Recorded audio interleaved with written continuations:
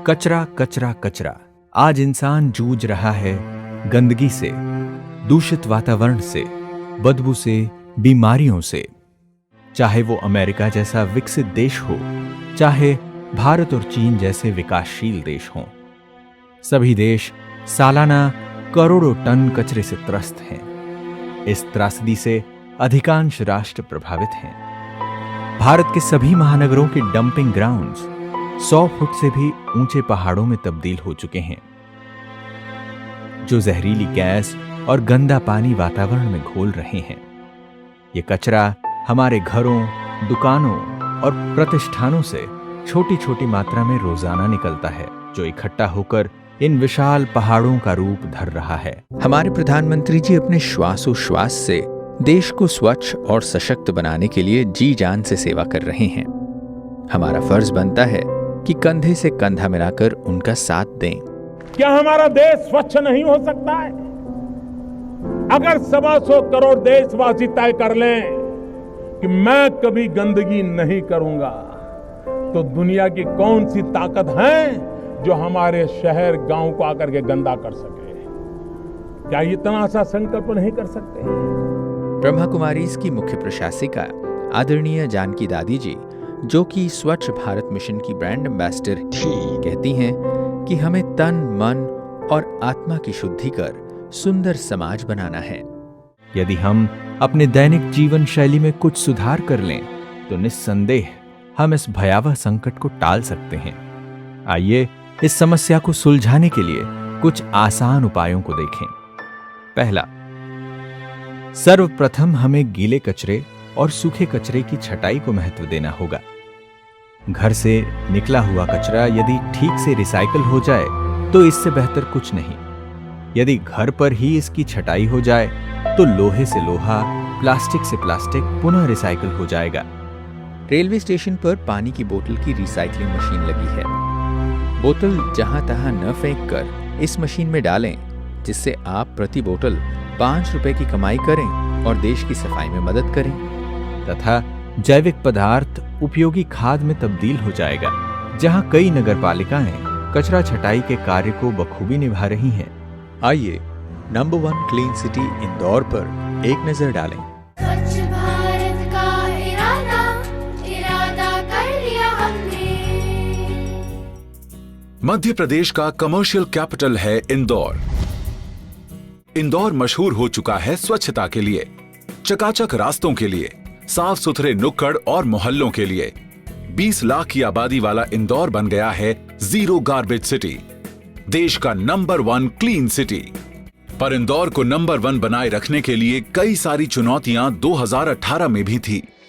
और ट्रीटमेंट और segregation 2 major challenge थे इस बार, और उसके साथ साथ पब्लिक फीडबैक बहुत इंपॉर्टेंट था। सफाई से जुड़ी लेटेस्ट टेक्नोलॉजी अपनाने में भी इंदौर नंबर 1 बन गया।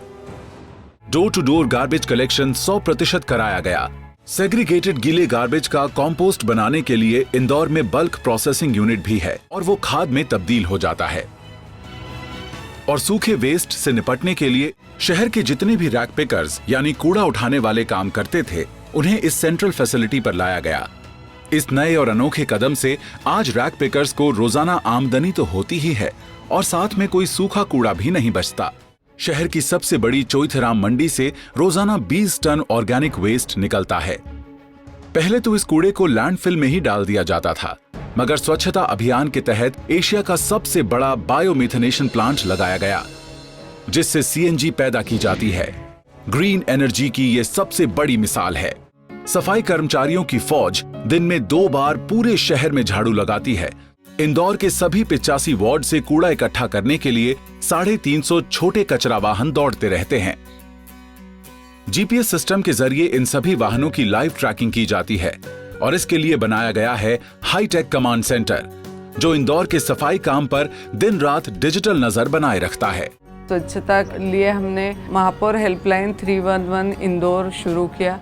पब्लिक टॉयलेट की स्वच्छता से लेकर शहर भर की सफाई पर खुद जनता नजर रख पाए, इसलिए जोड़ा गया स्वच्छता ऐप से इंदौर 311 ऐप को। इस ऐप के माध्यम से सफाई से जुड़ी समस्याओं के फोटो ऐप पर डाउनलोड करके लोग अपनी शिकायत दर्ज करवाने लगे। 37,486 मिली शिकायतों में से 35,548 शिकायतें फौरन हल की गईं। ऐप पर आने वाली शिकायतों को 24 घंटे में हल होते देखकर लोगों का विश्वास बढ़ा। इंदौर वासियों की सहभागिता बढ़ाने के लिए नगर निगम इंदौर ने जागरूकता कार्यक्रम चलाए हैं। परिचर्चा, radio jingles, TV programmes, wall painting, hoarding और नुक्कड़ नाटक जैसे माध्यमों से लोगों को जागरूक किया गया। डस्ट फ्री नंबर 1 शहर इंदौर को हमारी बहुत बहुत शुभकामनाएं। यदि आपके नगर में ये व्यवस्था न हो तो आप अपने घर पर भी इसे बड़ी आसानी से कर सकते हैं। सर्वप्रथम हमें कचरे के 2 पात्र रखने होंगे, एक हरा और दूसरा नीला। हरा पात्र गीले कचरे के लिए, अर्थात जैसे सब्जी और फलों के छिलके, बचा हुआ खाना, सड़े हुए फल सब्जी आदि जैव पदार्थ डालने के लिए उपयोग में लाएं। वहीं नीले पात्र में रैपर, प्लास्टिक, पॉलीथीन, बॉटल, डब्बे, कांच आदि को डालें। आप गीले कचरे से घर पर ही बड़ी आसानी से खाद बना सकते हैं। इसके लिए आप कंपोस्ट टम्बलर का उपयोग कर सकते हैं, जो बाजार में आसानी से उपलब्ध है। इसकी खास बात यह है कि इससे किसी प्रकार की दुर्गंध नहीं आती। देखते हैं zero garbage house. Om Shanti. Zero garbage house में आपका स्वागत है। मेरे घर में बिल्कुल भी कोई भी कचरा होता है तो मैं उसको बाहर नहीं फेंकती। कोई भी चीज़, जैसे आज ये रोटी है, अगर रोटी को इसको हवा में सुखाएंगे अगर तो ये खुशबू देती है, और अगर इसको ढक देंगे तो ये बदबू देने लगती है। आज जितने भी वायरस, फंगस, बैक्टीरिया जितना भी होता है वो बदबू देता है, नेगेटिव एनर्जी देता है। और अगर 20 दिन तक भी ये रोटी पड़ी रहेगी तो इसमें कुछ बदबू नहीं आएगी, फंगस नहीं आएगा। मेरे यहाँ जो भी गीला कचरा होता है मैं उसको सुखा देती हूँ उसी सेकेंड। ये जो छिलका है ये मैं सुखा देती हूँ। जब मैं ऊपर छत पे जाती हूँ तो ये सारे छिलके मिट्टी में मिला देती हूँ और उससे पौधे उगाती हूँ। पूरी छत पे मेरे टमाटर वगैरह सब सब्जियाँ उग रही है। तो यहाँ पे कुछ भी, जैसे प्लास्टिक को प्लास्टिक में रिसाइकिल हो जाता है, मेटल में रिसाइकिल हो जाता है। जब मेरा घर जीरो गार्बेज हाउस है तो सारी दुनिया का जीरो गार्बेज हाउस हो सकता है। दूसरा, यदि आप किसी बड़े प्रतिष्ठान से संबंध रखते हैं जिसके द्वारा बड़ी मात्रा में गीला कचरा उत्पन्न होता है तो उसके निस्तारण की भी बड़ी आसान विधि है। जब कोई जैव पदार्थ बिना ऑक्सीजन से सूखता है तो वह वायरस, बैक्टीरिया, फंगस आदि कीटाणु पैदा कर असहनीय बदबू में बदल जाता है। और वहीं पदार्थ जब खुली हवा में सूखता है तो किसी भी प्रकार की दुर्गंध नहीं फैलाता है। साथ ही इन जानलेवा कीटाणुओं की उत्पत्ति भी नहीं होती है। जब इस कचरे को पेड़ पौधों को आच्छादित कर दिया जाए, मल्चिंग कर दिया जाए तो पौधे फलीभूत होते हैं। इस आच्छादन से भूमि ढक जाती है जिससे तापमान कई डिग्री कम हो जाता है और साथ ही नमी बरकरार रहती है। फलस्वरूप सूक्ष्म जीवाणु और केंचुओं की संख्या बढ़ती है जो जमीन की उर्वरता बढ़ाते हैं, जिससे 20 से 30% उत्पादन बढ़ जाता है। तीसरा, आज से 20-25 साल पहले जब लोग बाजार जाते थे तो घर से कपड़े का थैला लेकर ही जाते थे जिसमें सभी वस्तुएं लेकर आते थे। आज क्या हुआ? एक छोटी सी आदत में बदलाव से पूरा देश कूड़े के ढेर में बदल गया। इन छोटी छोटी प्लास्टिक की थैलियों से अनावश्यक भार बढ़ा। अब हमें अपनी आदत में फेरबदल करनी होगी। बिना कपड़े के झोले के कभी खरीदारी नहीं करने की अटल प्रतिज्ञा करनी होगी। चौथा, प्लास्टिक की थैली खाने से हजारों गाय, बकरी आदि पशु की मृत्यु हो जाती है। जरा सी लापरवाही किसी की मौत का कारण बन जाती है। इसलिए जब तक कचरा पात्र न आए उसे संभाल कर रखें, उसको इधर उधर न फेंकें। आजकल शादी पार्टी में प्लास्टिक से बनी कटलरी उपयोग में लाई जाती है। इसके बदले यदि हम ईटेबल कटलरी का इस्तेमाल करें, उसको भोजन के बाद खा भी सकते हैं। अगर भारत सरकार इसकी फैक्ट्री सब जगह लगाए तो बहुत बड़े कचरों के ढेर से राहत मिलेगी। पांचवा, चीजों को उपयोग करने के बाद हम लापरवाही से इधर उधर जहां तहां फेंक देने की गंदी आदत हो गई है। मानो हमने इस धरा को एक बड़ा कूड़ादान समझ रखा हो। कचरे को कहीं भी फेंक देना ये कौन सी अक्लमंदी है? इससे न केवल हम अपने नगर को गंदा कर देते हैं, वहीं सड़क पर फैले इस कूड़े से कई बीमारियां और महामारियां भी फैलती हैं। जरा सोचिए, जब तक हम ये जिम्मेवारी नहीं उठाएंगे तब तक स्वच्छ वातावरण की उम्मीद कैसे की जा सकती है। इससे नगरपालिका को कचरा उठाने के खर्च में भी भारी कटौती होगी। अकेले मुंबई महानगर पालिका को संपदा निस्तारण के लिए सालाना 2300 करोड़ रुपया खर्च करना पड़ता है। इसलिए जहां तहां कचरा न फेंकें, इसका विसर्जन सही स्थान पर करें। छठा, जहां भी गंदा पानी या कीचड़ का नाला बह रहा हो वहां कमल उगाएं। कमल गंदे पानी को शुद्ध डिस्टिल पानी में बदल देता है, बदबू खत्म हो जाती है और कमल की खेती से सुंदरता बढ़ने के साथ साथ कई उत्पादों की भी प्राप्ति होती है। सातवां, जहां रसायन के जल का विसर्जन हो वहां नीलगिरी के पेड़ को उगाएं ताकि ये हानिकारक रसायन को सोख बहुमूल्य लकड़ी प्राप्त कराने का स्रोत बन जाए, जिससे बहुमूल्य नीलगिरी तेल की प्राप्ति होती है।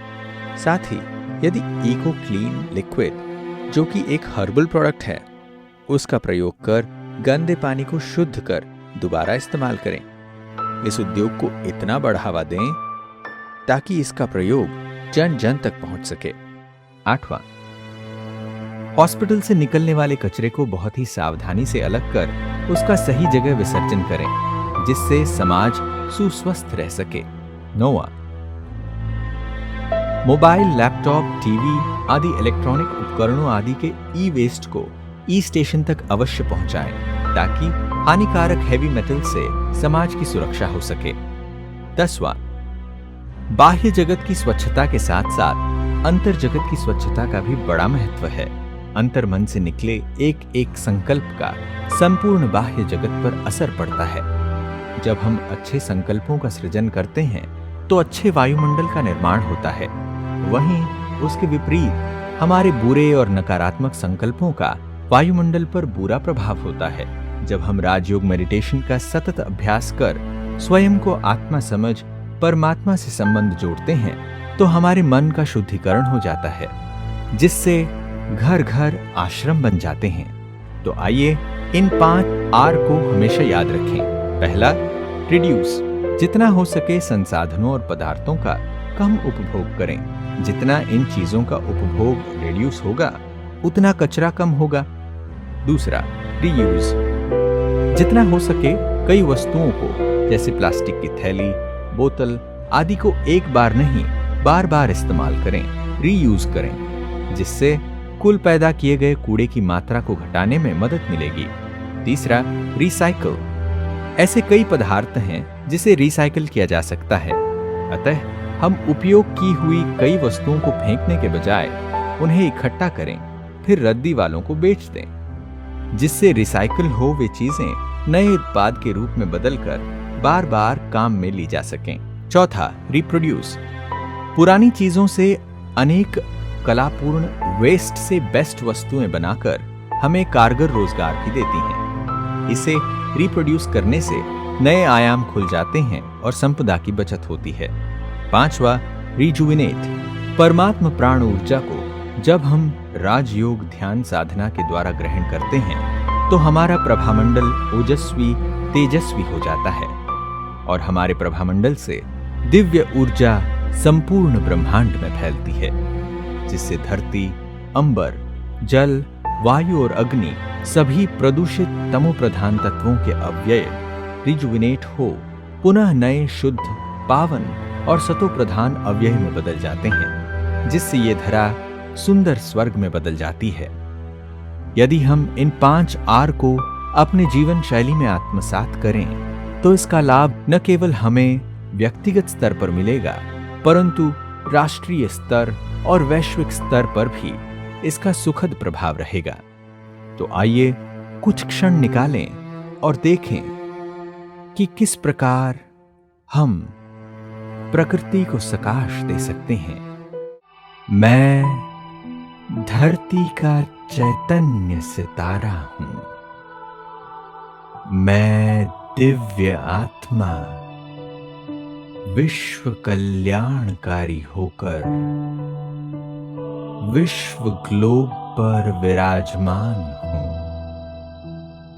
मुझ पर परमात्म प्राण ऊर्जा फैली हुई है। मैं परमात्म स्नेह और शक्तियों की किरणों से संपन्न होती जा रही हूं और शक्तियों की किरणों से संपन्न होता जा रहा हूं और स्वयं में इन किरणों को समाकर सारे विश्व में फैला रहा हूं। प्रकृति के पांचों तत्व पावन बनते जा रहे हैं। सारे ही विश्व में इस भूमि से पवित्र किरणें फैल रही हैं। धरती का कण कण नया शुद्ध सतो प्रदान बनता जा रहा है। ओम